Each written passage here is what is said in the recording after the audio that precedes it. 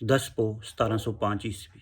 आज ही के दिन जब चमकौर की गढ़ी के सारे सिंह शहीद हो गए थे, तो इस बात का पता बीबी हरशरण कौर को चलता है। बीबी हरशरण कौर चमकौर की गढ़ी पहुंचती हैं। वो सारे सिंहों की बॉडीज उठाती हैं, साहिबजादों की बॉडीज उठाती हैं।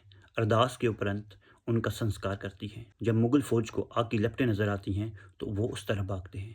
वो बीबी हरशरण कौर को रोकना चाहते हैं, पर तब तक संस्कार हो चुका होता है, क्योंकि वो बॉडीज को इकट्ठा करके मुगल सल्तनत को दिखाना चाहते हैं, ताकि वो इनाम प्राप्त कर सकें। जब वो बीबी हरशरण कौर से पूछते हैं कि तुम कौन हो, तो वो जवाब देती हैं कि मैं साहिब श्री गुरु गोबिंद सिंह साहिब की बेटी हूँ और अपने भाइयों का अंतिम संस्कार करने आई हूँ। इस पर मुगल फौज उनसे भिड़ती है और वो दो दो हाथ मुगल फौज के साथ करती हैं। कई मुगलों को मौत के घाट उतारती हैं और अंत में शहीदी प्राप्त करती हैं। उनको जिंदा ही आग में जलाया जाता है। तो दूसरी तरफ माता गुजर कौर जी और छोटे साहिबजादे, जो कि गंगू रसोइये के घर में होते हैं। गंगू रसोइया पहले उनकी सोने की मोहरें चुराता है और फिर और इनाम पाने के चक्कर में मुगल सल्तनत को ये संदेश पहुंचाता है कि गुरु साहिब के साहिबजादे उसके पास हैं। जब मुगलों को इस बात का पता चलता है, तो मुगल फौज उन्हें वहां से गिरफ्तार करने आती है। छोटे साहिबजादे और माता गुजर कौर जी को मुगल फौज वहां से ले जाती है। ठंड के दिन भूखे पेट और पैदल खेरी से सरहंद उन्हें ले जाया जाता है, पर उन छोटे बच्चों और माता गुजर कौर जी का मनोबल बिल्कुल नहीं टूटता। पैदल चलते चलते मुंह में वाहिगुरु वाहिगुरु होता है